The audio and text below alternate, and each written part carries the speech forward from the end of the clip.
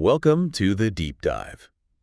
It's always great when you share things you're really excited about, and lately a lot of buzz has come through about Nightwish's 10th album, Yesterwynde. One listener in particular sent in their immediate feelings, and their enthusiasm was just infectious. They talked about it being a possible return to form, especially compared to the last couple of albums. Right. Endless forms, most beautiful in human nature. Exactly. And it just felt like, okay, we need to dig into this. So that's our mission for this deep dive. Really try and grasp what makes Yesterwynde click, what makes it stand out in their whole body of work, using this fan's perspective as our starting point. Sounds good. It's always interesting to get those immediate, passionate fan takes. Definitely. Yeah. And right away, this listener's reaction was, well, pretty strong. They framed Yesterwynde as like a real breath of fresh air compared to those previous two FloorJansen albums. Yeah, the ones they felt were maybe less musically compelling, I think, was the vibe. That's the sense I got. Like, this new one really sparks something again. It makes you think, what is it about a band changing over time that creates these, different reactions among fans? Well, bands evolve, right? Sometimes they move in directions that resonate more with certain parts of their audience than others. And sometimes, like maybe here, they circle back to something familiar, but perhaps with a fresh perspective. That's a good point. Yeah. And that phrase, return to form, it carries so much weight for a band like Nightwish, doesn't it? They have such a defined, beloved sound from certain eras. Oh, absolutely. Especially when the listener specifically mentioned those bombastic Imaginaerum and Once like orchestral arrangements. Exactly. For anyone who's followed Nightwish, those albums are just monumental. That huge, layered orchestral sound is such a core part of their appeal. It really is. That grand scale, the symphonic element fused with metal, it's quite unique. What do you think makes that particular combination so captivating for people? That's a big question. Maybe it's the drama, the sheer epic scope of it. It elevates the music beyond just riffs and vocals into something almost cinematic. Yeah, cinematic is a good word. It paints pictures. And speaking of vocals, FloorJansen's performance seems to be a huge highlight here, based on the feedback. Oh, definitely. The listener literally wrote, "Thank God!" exclamation points, and all that her full range and potential are finally being used on this album. Wow, okay. That's emphatic, like you said. It suggests maybe there was a feeling she was being held back a bit before. That seems to be the implication. It's not that she wasn't great on the previous albums, but this listener felt there was maybe room for, quote, a little push. Right. And Yesterwynde delivers that push, apparently. It lets her really show everything she can do. Yeah, they said her performance adds significant depth to every single song.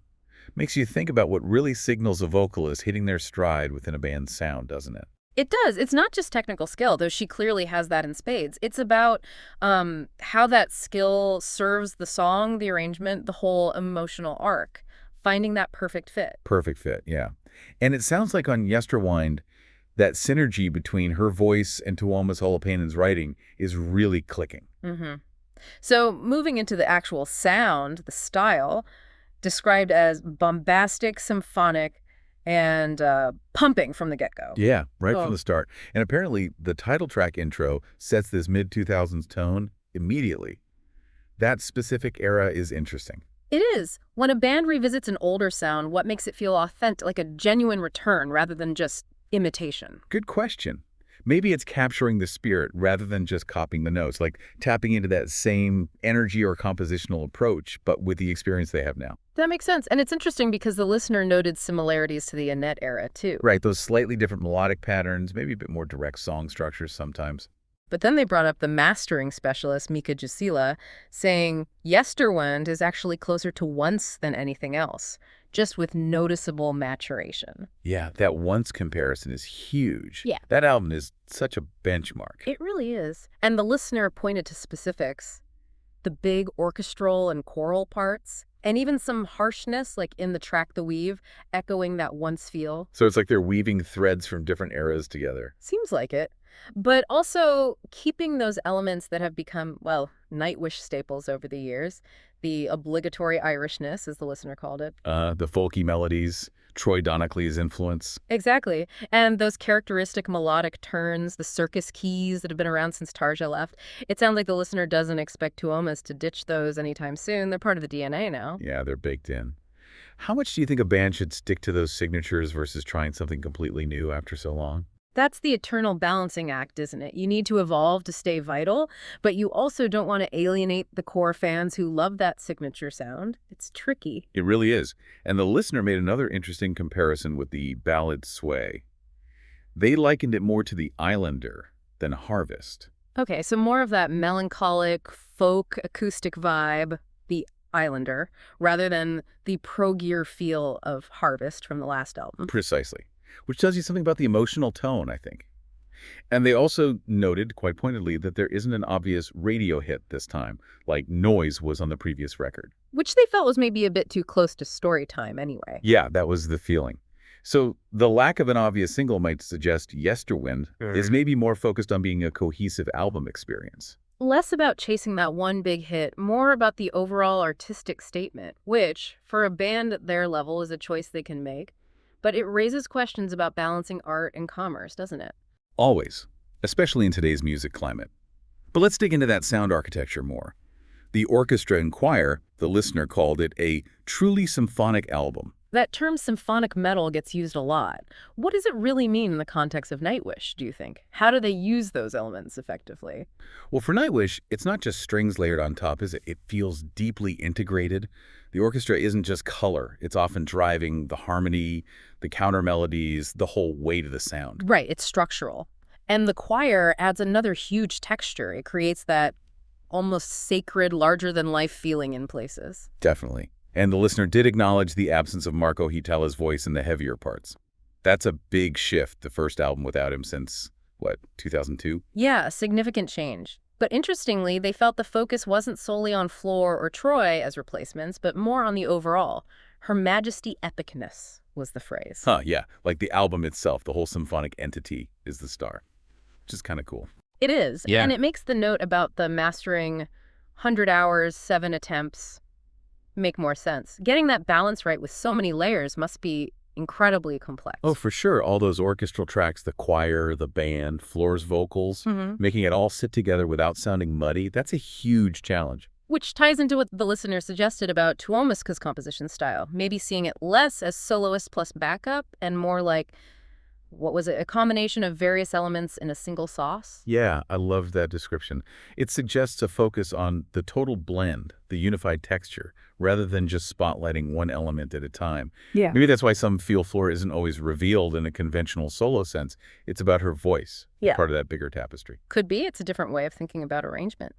And speaking of structure, the listener mentioned developed outros on some songs, like actual codas, not just fade-outs or bridges. Yeah, suggesting more compositional depth, giving ideas space to really conclude.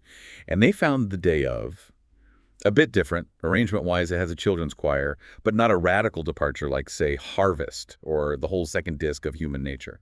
So exploring, but maybe within a slightly more consistent overall style this time. Seems that way. They contrasted it with Something Whispered, Follow Me, calling that track very representative of the current Nightwish style. Okay. And then there's Perfume of the Timeless, the big 8-minute-plus complex one. Right. And the listener had an interesting thought there, feeling Holopainen is maybe more convincing these days in more compressed distances. A comment on his current epic songwriting, perhaps. Possibly. Or just a preference for how he handles shorter versus longer forms right now. They also mentioned progressive influences in tracks like Hiraeth and The Weave. What signals prog in metal for you? Oh, things like shifting time signatures, complex song structures that aren't just verse chorus, maybe extended instrumental sections, unusual harmonies, that kind of thing. Yeah, breaking the standard formulas. So some of that is creeping in too. It sounds quite varied. It does. And the listener definitely had their high points. An Ocean of Strange Islands, The Weave, the Antikythera Mechanism, and Spider Silk. And they tied those back to Floor's expanded range and those big arrangements echoing Oceanborn and Once. Exactly.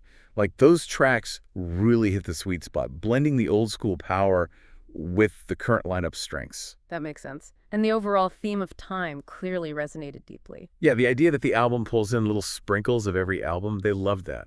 Like a look back, but also something new. A retrospective feel maybe, but within a new framework. And the songwriting itself got high praise, especially The Weave. Apparently there were reverse lyrics in there. Oh, interesting. Yeah, the listener called it really fucking sick and said it was their favorite track. Those little hidden details can really elevate things, can't they? They absolutely can. It adds layers for dedicated listeners to uncover. It also sounds like Troy Donockley's role felt much better integrated this time around. Yes, that was a key point. The listener admitted having reservations before, especially after Marco left, about how Troy would fit in. Understandable, perhaps. His style is quite different. But on Yesterwynde, they felt he was used beautifully in all of the right places. That's great to hear. Any specific examples? Yeah, they mentioned his duet with Floor on Sway and providing gorgeous closers on Oceans and Perfume of the Timeless, even noting how he helps create these sudden, effective mood changes. So his pipes, his vocals, his instrumentation, they're finding their natural place in the sound now. Seems like it. Which brings us to the themes. The listener saw Tuomas's mindset here as quite philosophical, nostalgic, thinking about life, time, eternity. Which fits the album title and concept, right? Yesterwynde, that feeling of past winds, memories, the passage of time. Exactly. It adds that deeper conceptual layer. And how a listener connects with that probably depends a lot on their own perspective, their own feelings about those big themes. For sure. Art reflects the audience as much as the creator sometimes. And the ending. The slowing and stopping clock hand sound. That's pretty symbolic. Wow, yeah. A direct comment on time running out, or maybe questioning its importance altogether. Powerful stuff. It sounds like it. So the overall verdict from this fan was incredibly positive. The best since Imaginaerum, peak modern Nightwish, signaling a new era. That's about as high praise as you can get, isn't it? A new era declared. Pretty much. They even commented on the album cover having a kind of 2000s aesthetic, maybe tying back into that sonic feel. Interesting observation. Not the typical modern, slick, major band cover, maybe. Right. So wrapping up this listener's take on Yesterwynde, it really paints a picture, doesn't it? An album hitting hard with fans who maybe miss that older, grander symphonic style. Definitely. The combination of that return to form, sonically speaking, with Floor really getting the chance to shine, plus the whole thoughtful concept around time. It sounds compelling. Yeah, hopefully exploring these first reactions gives everyone listening a good sense of what the fuss is about. Maybe makes you curious to check it out if you haven't. Mm-hmm. It certainly makes you think about what a new era really means for a band with this much history. That's the final thought, isn't it? Considering this fan's view, the echoes of their past, is this new era a return home, a step forward? Or maybe some complex blend of both? Something to ponder when you listen.